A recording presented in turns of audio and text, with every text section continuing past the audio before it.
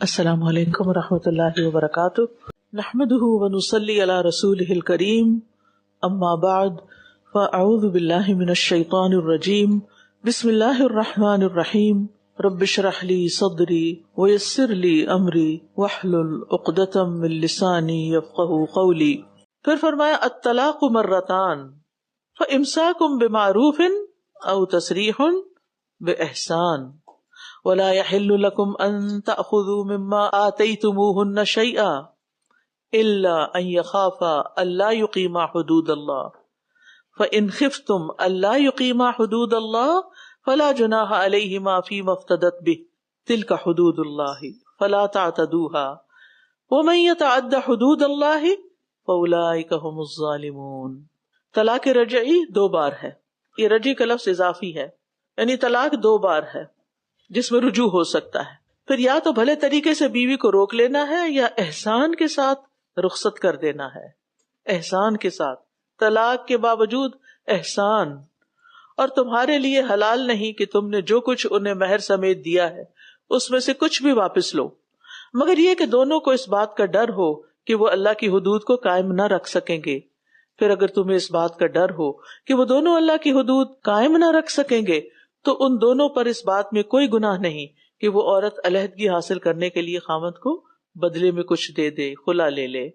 یہ اللہ کی حدود ہیں، سو ان سے تجاوز نہ کرو، اور جو اللہ کی حدود سے تجاوز کرے تو یہی لوگ دراصل ظالم ہیں۔ یہاں بتا دیا گیا کہ طلاق کے بعد عورت سے رجوع کا مقصد اسے ستانا نہ ہو، اس کو قید میں نہ رکھنا ہو، بلکہ معروف طریقے سے نبھانا ہو اور بیوی کے تمام حقوق ادا کرنے ہوں گے۔ اور اگر نہیں رکھنا واپس اور علیحدگی ہی کرنی ہے، واقعی نیت سے طلاق دی ہے کہ اس کے ساتھ گزارا نہیں اور نہیں رکھنا، تو پھر بھی احسان والا رویہ ہو، تسریح باحسان، یعنی الزام لگا کے مت نکالو گھر سے، دل آزاری نہ کرو، بلکہ اس کا حق مہر بھی دو اور اس کا دیگر سامان بھی خوش دلی سے اس کو واپس کرو۔ اور آخر میں جو خلا کی بات کی گئی تو یہ خلا کا قانون عورت کے لیے رعایت ہے، یعنی اگر عورت نباہ نہیں کر سکتی اور علیحدگی چاہتی ہے اور مرد طلاق نہیں دیتا تو وہ کچھ مال مثلاً اپنا مہر واپس کر کے آزادی حاصل کر سکتی ہے، اس کو خلا کہتے ہیں۔ فَإِن طَلَّقَهَا فَلَا تَحِلُّ لَهُ مِن بَعْدُ حَتَّى تَنكِحَ زَوْجًا غَيْرَهُ فَإِن طَلَّقَهَا فَلَا جُنَاحَ عَلَيْهِمَا أَن يَتَرَاجَعَا إِن ظَنَّا أَن يُقِيمَا حُدُودَ اللَّهِ وَتِلْكَ حُدُودُ اللَّهِ يُبَيِّنُهَا لِقَوْمٍ يَعْلَمُونَ۔ پھر اگر وہ اسے تیسری بار طلاق دے دے تو وہ عورت اس کے بعد اس کے لیے حلال نہیں ہوگی۔ اب طلاق بائن ہو گئی، دونوں میں جدائی ہو گئی، جب تک کہ وہ کسی اور مرد سے نکاح نہ کر لے۔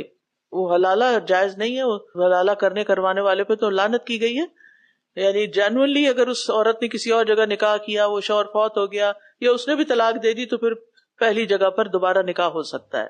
پھر اگر وہ دوسرا خاوند اس کو طلاق دے دے تو ان دونوں پر کوئی گناہ نہیں کہ وہ باہم رجوع کر لیں، یعنی دوبارہ نکاح کر لیں، اگر وہ دونوں سمجھیں کہ وہ اللہ کی حدود قائم رکھ سکیں گے، اور یہ اللہ کی حدود ہیں جنہیں وہ ان لوگوں کے لیے واضح کرتا ہے جو علم رکھتے ہیں۔ یہاں عورت کی عزت نفس کی حفاظت کی گئی ہے، یعنی اس سخت شرط کو لگانے کا مقصد کیا ہے؟ تیسری طلاق کے بعد بس اختیار ختم، اس ظلم سے روکنا ہے، اذیت سے روکنا ہے کہ مرد جب چاہے طلاق دے دے، جب چاہے رجوع کر لے اور اس کی کوئی لمٹ ہی نہ ہو اور روز اس کو طلاق کی دھمکی دے رہا ہو۔ یہ عورت کی عزت نفس کے خلاف ہے، اور اس کو مرد کے رحم و کرم پہ نہیں چھوڑا گیا کہ وہ بار بار طلاق دے کر اس کو ذلیل کرے۔ طلاق کے الفاظ سوچ سمجھ کر استعمال کرنے چاہیے، کیونکہ تیسری بار طلاق کہہ دینے کے بعد پھر صرف پچھتاوا ہوگا، اب واپس گھر نہیں جڑ سکتا۔ اسلام نے دراصل عورت کو ایک تماشا بننے سے بچایا ہے اور طلاق کو ایک سنجیدہ اور آخری حل کے طور پر رکھا ہے، اور یہ فرمایا کہ ان ظنّا ان یقیما حدود اللہ، یہ بھی شرط رکھی ہے، واپس اس وقت دوبارہ نکاح کرو، اس وقت رجوع کرو اگر سمجھو کہ اللہ کی حدود قائم رکھو گے، یعنی اچھی طرح سوچ سمجھ کے غور و فکر کے بعد کوئی قدم اٹھانا۔ اور عمومی اصول بھی اس میں زندگی کا یہی ہے کہ انسان جب بھی کسی معاملے میں داخل ہو، یہاں بات تو طلاق کی ہو رہی ہے، لیکن اگر نکاح بھی کرنا ہے کسی سے تو سوچ سمجھ کے کیا جائے۔ اور اسی طرح اگر کوئی عہدہ آپ کو دیا جا رہا ہے اور اس عہدے کو آپ لے رہے ہیں تو سوچ سمجھ کے لیں کہ آپ ذمہ داری نبھانے کے لائق ہیں یا نہیں۔ اگر آپ کانفیڈنٹ ہیں تو آپ اقدام کریں ورنہ پیچھے ہٹ جائیں. وَإِذَا طَلَّقْتُمُ النِّسَاءَ فَبَلَغْنَ أَجَلَهُنَّ فَأَمْسِكُوهُنَّ بِمَعْرُوفٍ أَوْ سَرِّحُوهُنَّ بِمَعْرُوفٍ وَلَا تُمْسِكُوهُنَّ ضِرَارًا لِتَعْتَدُوا وَمَنْ يَفْعَلْ ذَلِكَ فَقَدْ ظَلَمَ نَفْسَهُ وَلَا تَتَّخِذُوا آيَاتِ اللَّهِ هُزُوًا وَاذْكُرُوا نِعْمَةَ اللَّهِ عَلَيْكُمْ وَمَا أَنزَلَ عَلَيْكُمْ مِنَ الْكِتَابِ وَالْحِكْمَةِ يَعِظُكُمْ بِهِ وَاتَّقُوا اللَّهَ وَاعْلَمُوا أَنَّ اللَّهَ بِكُلِّ شَيْءٍ عَلِيمٌ. جان لو اللہ ہر چیز کو خوب جانتا ہے. اور جب تم عورتوں کو طلاق دے دو پھر وہ اپنی عدت پوری کرنے کو آئیں تو انہیں بھلے طریقے سے روک لو یا بھلے طریقے سے رخصت کر دو، اور انہیں تکلیف دینے کے لیے مت روکو کہ تم ان کے ساتھ زیادتی کر سکو. اور جو ایسا کرے گا تو یقیناً اس نے اپنی جان پہ ظلم کیا. سبحان اللہ. جو کسی کے ساتھ زیادتی کرتا ہے، اس کو ستاتا ہے، وہ اپنی جان پہ ظلم کرتا ہے. اور تم اللہ کی آیات کو مذاق مت بناؤ، اور اللہ کی وہ نعمت جو تم پر ہے اور جو اس نے کتاب و حکمت کی صورت میں تم پہ نازل کیا ہے اسے یاد رکھو. وہ تمہیں اس کے ساتھ نصیحت کرتا ہے. اور اللہ سے ڈرو اور جان لو کہ یقیناً اللہ ہر چیز کو خوب جاننے والا ہے. یہاں پھر مردوں کو وارننگ دی گئی ہے، تنبیہ کی گئی ہے کہ قانونی گنجائش کا فائدہ اٹھا کے عورتوں کو تنگ نہیں کر سکتے. عدت پوری ہونے سے پہلے سوچ لینا چاہیے، حتمی فیصلہ کر لینا چاہیے. یا صلح کر کے گھر بسا لو یا پھر آزاد کر دو. اور اگر میاں بیوی نئی زندگی شروع کرنے کا ارادہ کریں تو محبت اور حقوق کی ادائیگی کے ساتھ کریں، تکلیف دینے کے لیے نہیں. اور پھر یہ ہے کہ اختلافات کی صورت میں شرعی احکام کا مذاق اڑانا جائز نہیں. اور اللہ کی آیات کا مذاق اڑانے کی ایک صورت یہ ہے کہ طلاق کے لفظ کو کثرت سے اور بے سوچے سمجھے استعمال کیا جائے. یعنی بعض مردوں کی عادت ہوتی ہے کہ وہ معاملات کو آسان طریقے سے نہیں سلجھاتے اور بات بات پہ طلاق کی دھمکی دیتے. طلاق تو ایک آخری حل ہے. طلاق کی تلوار عورتوں کے سر پہ مت لٹکا کے رکھو کہ یہ نہ کیا تو طلاق دے دوں گا، ماں کے گھر گئی تو طلاق دے دوں گا، فون پہ بات کی تو طلاق دے دوں گا، کھانے میں نمک ہوا تو طلاق دے دوں گا. ہر بات کا حل طلاق کا لفظ بنایا ہوا ہے اور یہ درست نہیں. ان معاملات کو عقل و سمجھ سے، باہمی مفاہمت سے، پیار محبت سے ایک دوسرے کے حقوق پورے کرو، نہ کہ طلاق کی دھمکی دے دے کہ تم اپنے کام نکلواؤ. اور یہ اللہ کی آیات کا مذاق اڑانے کی ایک صورت ہے. الطلاق مرتان فإمساك بمعروف أو تسريح بإحسان ولا يحل لكم أن تأخذوا مما آتيتموهن شيئا إلا أن يخافا ألا يقيما حدود الله فإن خفتم ألا يقيما حدود الله فلا جناح عليهما فيما افتدت به تلك حدود الله فلا تعتدوها ومن يتعد حدود الله فأولئك هم الظالمون. فإن طلقها فلا تحل له من بعد حتى تنكح زوجا غيره فإن طلقها فلا جناح عليهما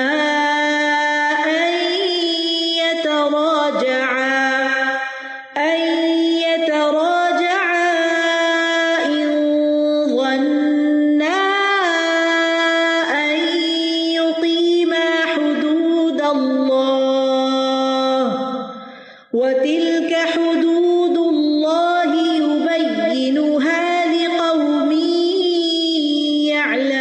يعلمون.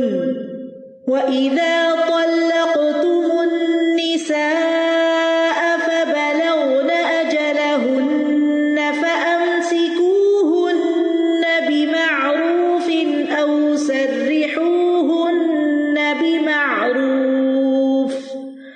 ولا تمسكوهن ضرارا لتعتدوا ومن يفعل ذلك فقد ظلم نفسه ولا تتخذوا آيات الله هزوا واذكروا نعمة الله عليكم وما أنزل عليكم من الكتاب والحكمة يعظكم به واتقوا الله واعلموا أن الله بكل شيء عليم. وَإِذَا طَلَّقْتُمُ النِّسَاءَ فَبَلَغْنَ أَجَلَهُنَّ فَلَا تَعْضُلُوهُنَّ أَن يَنكِحْنَ أَزْوَاجَهُنَّ إِذَا تَرَاضَوْا بَيْنَهُم بِالْمَعْرُوفِ ذَلِكَ يُوعَظُ بِهِ مَن كَانَ مِنكُمْ يُؤْمِنُ بِاللَّهِ وَالْيَوْمِ الْآخِرِ ذَلِكُمْ أَزْكَىٰ لَكُمْ وَأَطْهَرُ وَاللَّهُ يَعْلَمُ وَأَنتُمْ لَا تَعْلَمُونَ. اور جب تم عورتوں کو طلاق دے چکو پھر وہ اپنی عدت پوری کر چکے تو تم انہیں ان کے سابقہ شوہروں سے نکاح کرنے سے نہ روکو. یعنی ایک طلاق دی مرد نے، عدت گزر گئی، نہیں رجوع کیا، 3 مہینے گزر گئے، لیکن دی ایک طلاق تھی، تو اب اس کو خیال آتا ہے کہ میرے بچے رل جائیں گے، وہ بہت میرا خیال کرتی تھی، کوئی اچھی باتیں یاد آئیں گی تو کہے گا چلو دوبارہ نکاح کر لیتے ہیں. اب گھر والے آڑے آ جاتے ہیں. اب اس سلسلے میں بات کی جا رہی کہ جب تم عورتوں کو طلاق دے چکو پھر وہ عدت پوری کر چکے تو انہیں تم ان کے سابقہ شوہروں سے نکاح کرنے سے نہ روکو جب وہ معروف طریقے سے باہم رضامند ہو جائیں. یہ نصیحت اس کو کی جاتی ہے جو تم میں سے اللہ اور یوم آخرت پر ایمان رکھتا ہو. یہ طریقہ تمہارے لیے زیادہ پاکیزہ اور صاف ستھرا ہے، یعنی پچھلے ہی شوہر سے دوبارہ نکاح کرنا، اور اللہ جانتا ہے اور تم نہیں جانتے. یاد رکھیے کہ طلاق یافتہ عورت کو اللہ نے اپنے فیوچر کا فیصلہ کرنے کا اختیار دیا ہے. جب طلاق یافتہ عورت اپنی عدت یعنی 3 حیض مکمل کر لے تو پھر وہ اپنی زندگی کا فیصلہ کرنے میں آزاد ہے. اگر وہ دوبارہ اپنے پچھلے شوہر سے ہی نکاح کرنا چاہتی ہے بشرطے کہ طلاق رجعی ہو یا صلح کی گنجائش ہو، یا پھر کسی اور شخص سے نکاح کرنا چاہتی ہے، تو گھر والوں کو سابقہ شوہر سے یا نیا نکاح کرنے سے روکنا نہیں چاہیے. اس میں کس کی مرضی دیکھی جائے گی؟ عورت کی. ابھی تک جو کچھ آپ نے پڑھا ہے تو اس کو پڑھنے کے بعد بھی کوئی کہہ سکتا ہے کہ اسلام نے عورت کو کوئی حق نہیں دیا، بہت سبجوگیشن ہے، پرسیکیوشن ہے اور بہت ظلم ہے؟ ہرگز نہیں. اور یہاں پر آپ دیکھیں کہ اللہ تعالیٰ کی طرف سے ایک اہم نصیحت کی جا رہی ہے کہ خاندانی معاملات میں بہن یا بیٹی کو سابقہ شوہر سے نکاح سے روکنا نہیں چاہیے، اور اپنی انا اور غصے کو چھوڑ کر اللہ کے حکم کے سامنے جھک جانا، یہی دراصل ایمان کا تقاضا ہے. اور یہ کوئی عام مشورہ نہیں، بلکہ اللہ تعالیٰ کیا فرماتے ہیں؟ ذالک یوعظ بہ، اللہ کی طرف سے ایک واعظ ہے تاکہ انسان جذبات میں آ کر کسی کا حق نہ مارے. اور فرمایا ذالکم ازکیٰ لکم واطہر، یہ زیادہ پاکیزہ ہے اور تمہارے لیے زیادہ پاک تر ہے، اور اللہ جانتا ہے اور تم نہیں جانتے. تو جو حکم دے رہا ہے وہ اپنے علم کی بنا پر دے رہا ہے کہ اسی میں فائدہ ہے.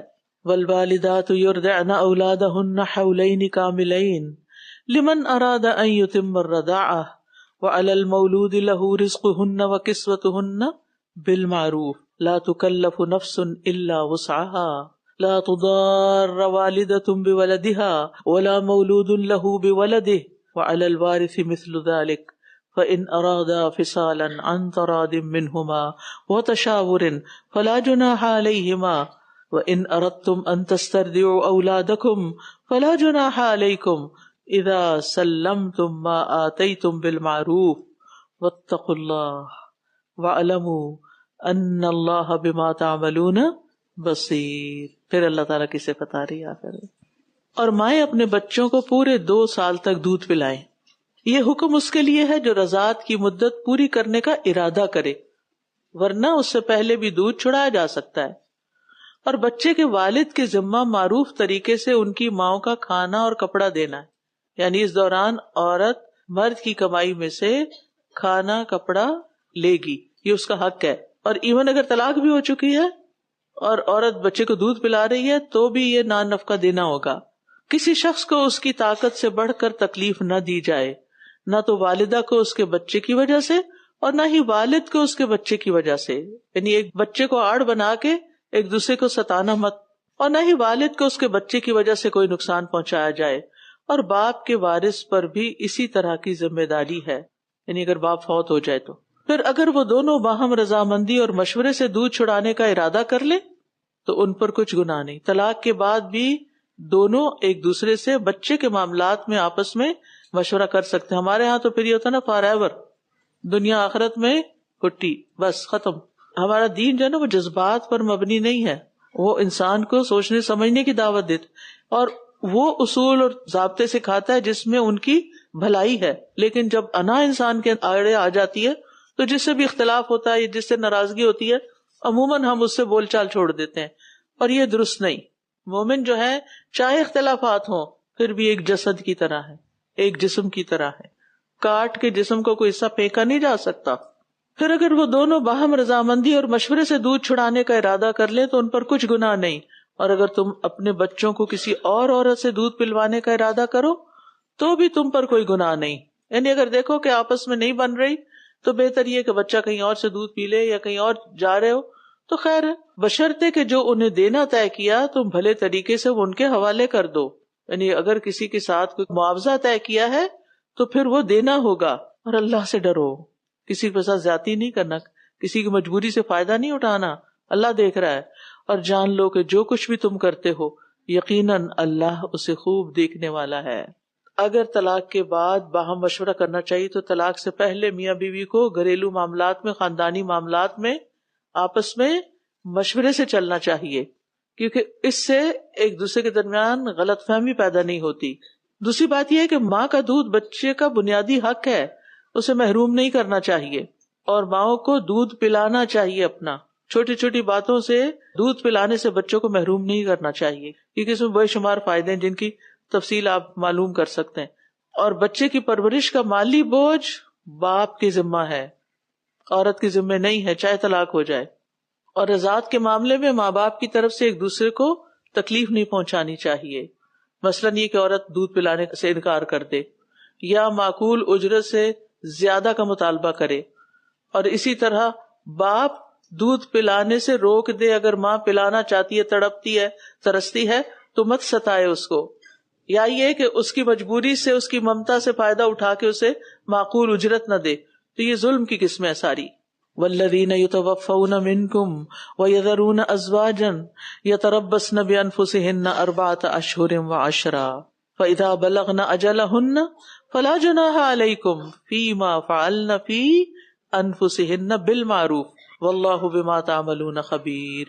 اور تم میں سے جو لوگ فوت ہو جائیں، یعنی مرد، اور بیویاں چھوڑ جائیں تو وہ عورتیں 4 ماہ اور 10 دن اپنے آپ کو انتظار میں رکھیں، 4 ماہ 10 دن اسلامی کیلنڈر کے حساب سے۔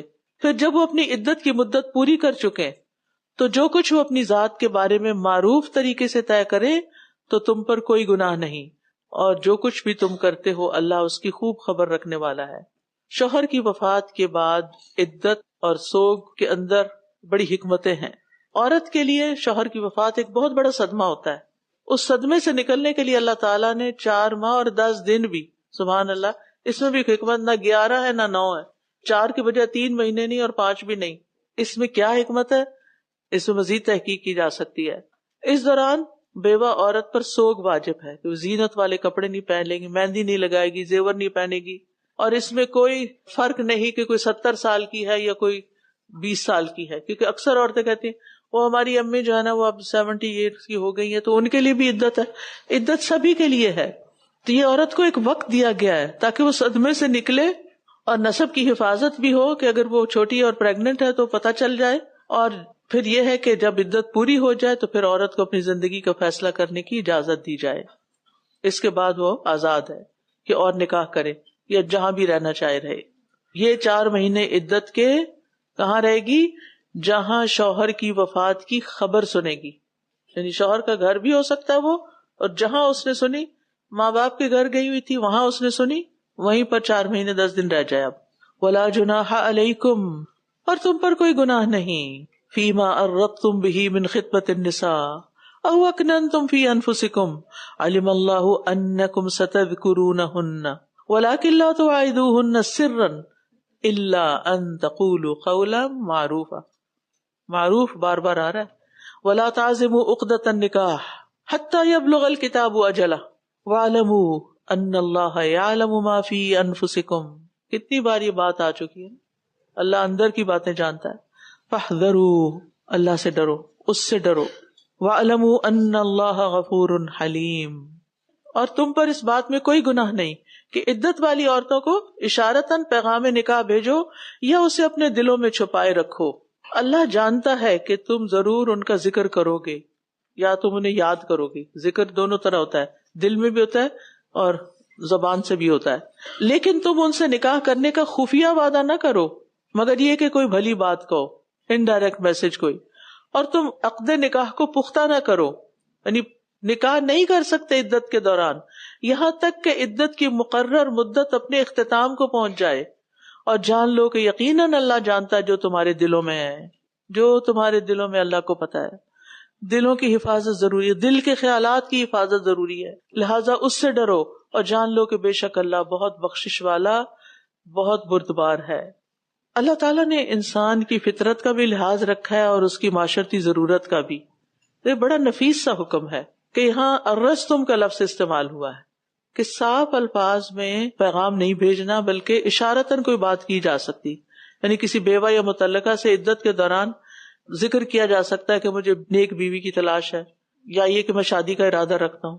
تو اسے عورت بھی سمجھ جائے گی کہ شاید یہ مرد مجھ میں انٹرسٹڈ ہے، لیکن یہ نہیں کہہ سکتا کہ میں تم سے نکاح کرنا چاہتا ہوں یا یہ کہ میسج بھیجے کہ دیکھو تم نے میرے سے ہی نکاح کرنا ہے وغیرہ. ایسا نہیں کر سکتا. الا ان تقولوا قولا معروفا. قولا معروف کیا ہے جس کا ذکر بار بار آتا ہے، یعنی معروف کا لفظ.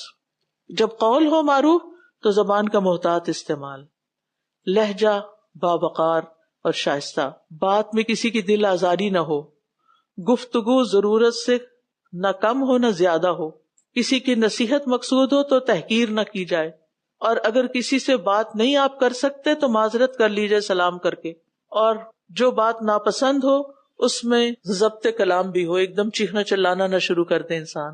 یہ ہے قولم معروفہ، اور یہ ہر وقت کرنا چاہیے. قولم معروفہ، جب بھی کسی سے بات کرو بھلی بات کرو، معروف طریقے سے بات کرو، وہ نہ کرو جو ناپسندیدہ اخلاق میں شمار ہوتا ہے. اور آیت کا اختتام غفور حلیم پر ہو رہا ہے کہ اللہ سبحانہ وتعالیٰ بندوں کی کمزوریوں سے، ان کے جذبات سے خوب واقف ہے. اس کے دل میں خیالات آتے ہیں ایسے جیسے عدت کے دوران اسی عورت سے نکاح کی خواہش پیدا ہو جائے. تو اگر ارادے میں یا نیت میں کوئی چیز آ گئی ہے تو اللہ غفور الرحیم ہے اور وہ حلیم بھی ہے. وہ جانتا ہے کہ تم میں جذبات بھی ہیں، لیکن وہ تمہیں موقع دے رہا ہے کہ ذرا ٹھہر جاؤ، عدت کی تکمیل کا انتظار کرو، صبر سے کام لو، اسی میں تمہاری بھلائی ہے. اور اس سے سبق ہمیں بھی ملتا ہے کہ ہم اپنے معاملات میں وقار، بردباری اور صبر سے کام لیں. جلد بازی اور جذباتیت نقصان دیتی ہے. اس کے بجائے عام روزمرہ زندگی میں بھی تحمل، وقار اور بردباری کا مظاہرہ کرنا چاہیے لوگوں سے معاملہ کرتے ہوئے. وَإِذَا طَلَّقْتُمُ النِّسَاءَ فَبَلَغْنَ أَجَلَهُنَّ فَلَا تَعْضُلُوهُنَّ أَن يَنكِحْنَ أَزْوَاجَهُنَّ إِذَا تَرَاضَوْا بَيْنَهُم بِالْمَعْرُوفِ ذَلِكَ يُوعَظُ بِهِ مَن كَانَ مِنكُمْ يُؤْمِنُ بِاللَّهِ وَالْيَوْمِ الْآخِرِ ذَلِكُمْ أَزْكَىٰ لَكُمْ وَأَطْهَرُ وَاللَّهُ يَعْلَمُ وَأَنتُمْ لَا تَعْلَمُونَ.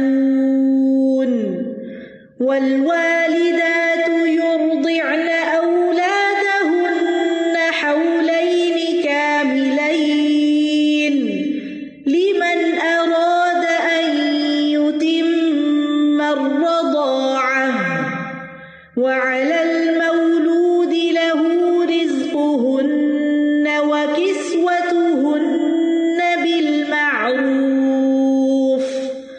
لَا تُكَلَّفُ نَفْسٌ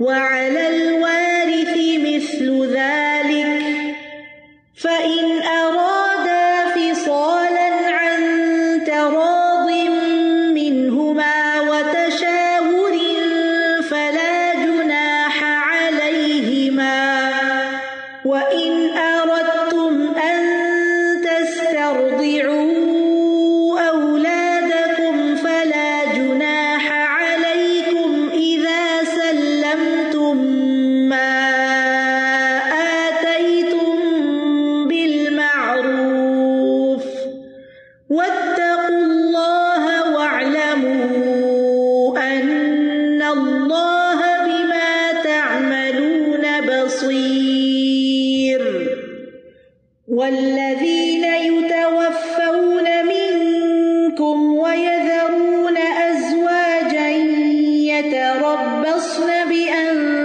بأنفسهن 4 أشهر وعشرا فإذا بلغن أجلهن فلا جناح عليكم فيما فعلن في أنفسهن بالمعروف والله بما تعملون خبير ولا جناح عليكم فيما عرضتم به من خطبة النساء أو أكننتم في أنفسكم علم الله أنكم ستذكرونهن ولكن لا تواعدوهن سرا إلا أن تقولوا قولا معروفا ولا تعزموا عقدة النكاح حتى يبلغ الكتاب أجله واعلموا أن الله يعلم ما في أنفسكم فاحذروه